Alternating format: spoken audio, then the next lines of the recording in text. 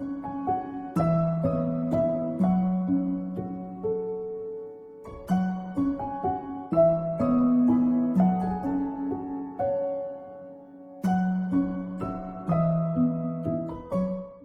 and blessings, welcome to our channel. Every Friday, Rabbi Kolakowski, affectionately known as the Koblenzer Rebbe, shares a teaching from his holy ancestor, the legendary Maharal of Prague. This week, for Parshas Behaalosecha, the Maharal discusses the laws of the second Passover and how they teach us about respect and the humility of Moses. Let's watch. Alright, Bruchim Rabbi, welcome everyone. Every Friday we try to learn a little bit from my holy ancestor, the Maharal of Prague.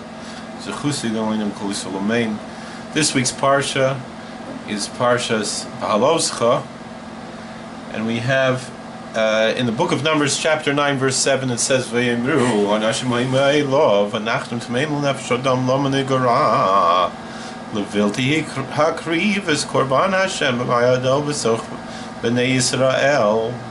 And the men said unto him, We are unclean by the dead body of a man. Wherefore are we to be kept back, so as not to bring the offering of the Lord in its appointed season among the children of Israel? Rashi says, Lama Nagara, wherefore are we kept back? So Moses tells them that the sacrifices, the holy sacrifices, are not offered in a state of impurity.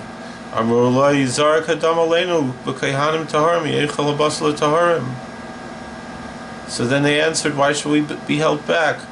Let the blood be sprinkled on our behalf by priests who are clean, and let the people who are clean eat the flesh, meaning once we become clean, we can eat the flesh.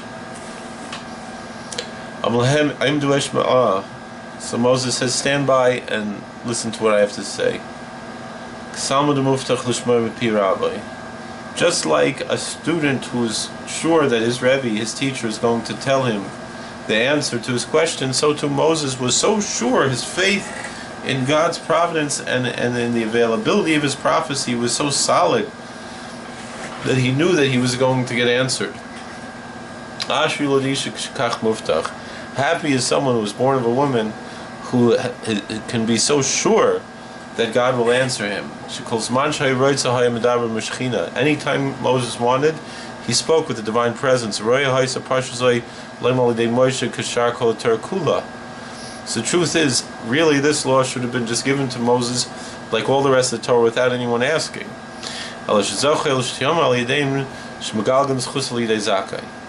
However, because God wanted to make it that these people should, it's Sifri and Basra bring, that there is a merit that comes through someone who's meritorious. So because they asked the question, that made them meritorious, that they should be able to have this answer be brought through them.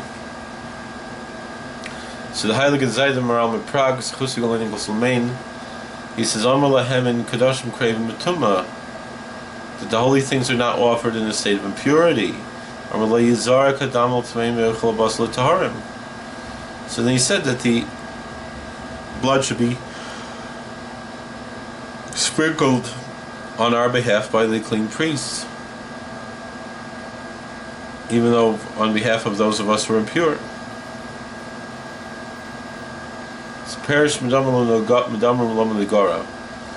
So the Maharal explains that the Rashi is explaining, why does it say, why were we left out?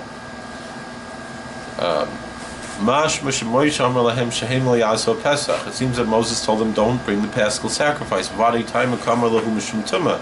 of course the reason was because of impurity. Cain, if that's the case, why should they say, why are we left out? There's a big reason why they were left out. They don't need an explanation. Because the sacrifices are not offered in a state of impurity. So why does it say, why are we left out? So this is the explanation. That when they say that the blood should be sprinkled on the impure and the pure one should eat it, that's what it means, why should we be left out? That we could eat it once it's pure. Also it says it's worthy that Moses should have taught this on his own without any question. So Because Scripture is talking about the glory and the honor of Moses. So why wasn't this paragraph stated just by Moses without himself, without anyone asking? So it makes sense if you're saying that the Scripture is not speaking about his respect and glory.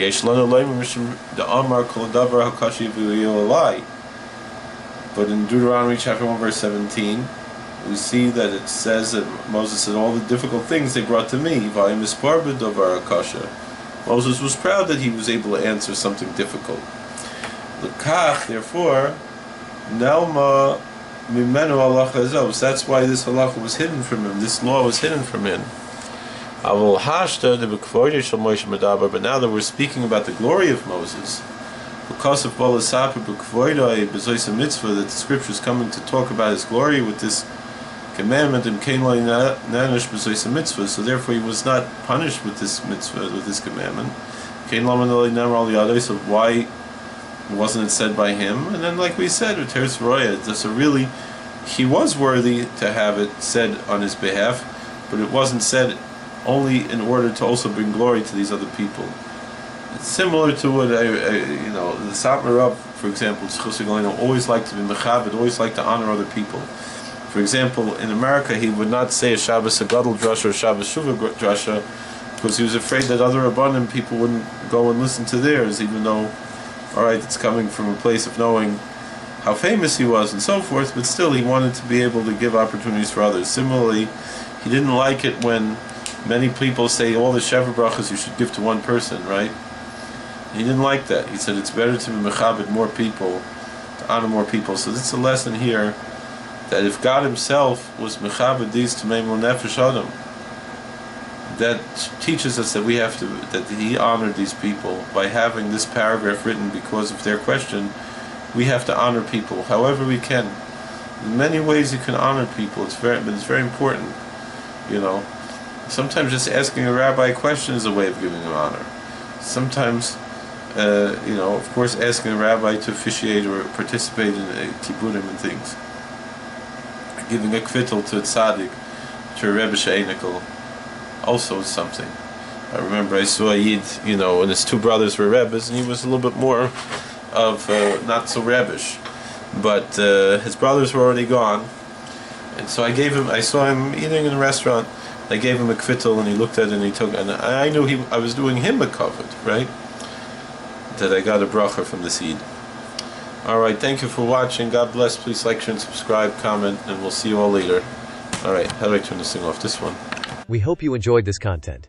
This channel has over 5,000 videos, including Torah commentary, podcasts, footage of Jewish and historical events, and much more. We are sure you will find more videos you will enjoy. Please like, share, subscribe, hit the bell button, and comment. Rabbi Kolakowski often makes videos based on questions in the comment section, so you might have a video made just for you. By helping this channel grow, you are helping to spread Torah.